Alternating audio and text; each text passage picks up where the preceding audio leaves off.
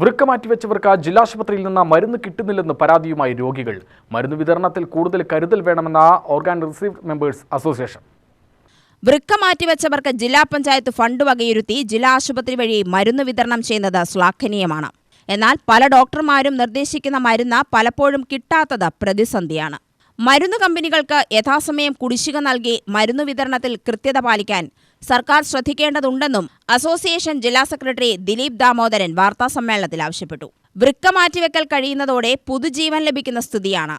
വൃക്ക മാറ്റിവെക്കൽ കഴിയുന്നതോടെ മറ്റു രോഗങ്ങൾ വരാതിരിക്കാനും വൃക്കയുടെ സുഗമമായ പ്രവർത്തനത്തിനായും തുടർ പരിശോധനകളും മരുന്നും ജീവിതാവസാനം വരെ കഴിക്കേണ്ടതുണ്ട്. കാരുണ്യ പദ്ധതിയിലൂടെ സൗജന്യമായി ലഭിക്കുന്ന മരുന്നിന് വെളിയിൽ വൻവില നൽകേണ്ടി വരുന്നത് നിർധനരായവർക്ക് വിഷമം സൃഷ്ടിക്കുന്നുണ്ട്. ജില്ലാ പഞ്ചായത്തിന്റെ സ്നേഹസ്പർശ പദ്ധതി പ്രകാരം അതിനൊരു ഫണ്ട് അനുവദിക്കുകയും ജില്ലാ ആശുപത്രിയിൽ നിന്ന് ബുധനാഴ്ചകളിൽ അവയവം മാറ്റിവെച്ചിട്ടുള്ള മരുന്നുകൾ കൊടുക്കുന്നുണ്ട്. സ്നേഹസ്പർശ പദ്ധതി ഇപ്പോഴും കിട്ടുന്നുണ്ട്. അതന്നെ നമുക്ക് വലിയൊരു ഉപകാരമാണ് ജില്ലാ പഞ്ചായത്ത് ചെയ്യുന്ന പദ്ധതി. അത് നന്ദിപൂർവ്വമാണ് നമ്മൾ സ്മരിക്കുന്നത്.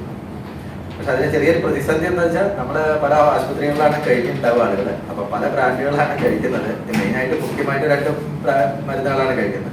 അത് വിവിധ ബ്രാൻഡുകളാവുമ്പോൾ അത് കൂടുതൽ ആളുകൾ കഴിച്ചുകൊണ്ടിരിക്കുന്ന ബ്രാൻഡ് എപ്പോഴും അവിടുന്ന് ലഭിക്കുന്നില്ല എന്നുള്ള ചെറിയൊരു പ്രതിസന്ധി മാത്രമാണ് ഞങ്ങൾക്കുള്ളത്. അപ്പൊ ആ പ്രതിസന്ധി പരിഹരിക്കാനുള്ള രീതിയിൽ നമ്മളൊരു അപേക്ഷ ജില്ലാ പഞ്ചായത്ത് പ്രസിഡന്റിന് സമർപ്പിക്കുന്നുണ്ട്.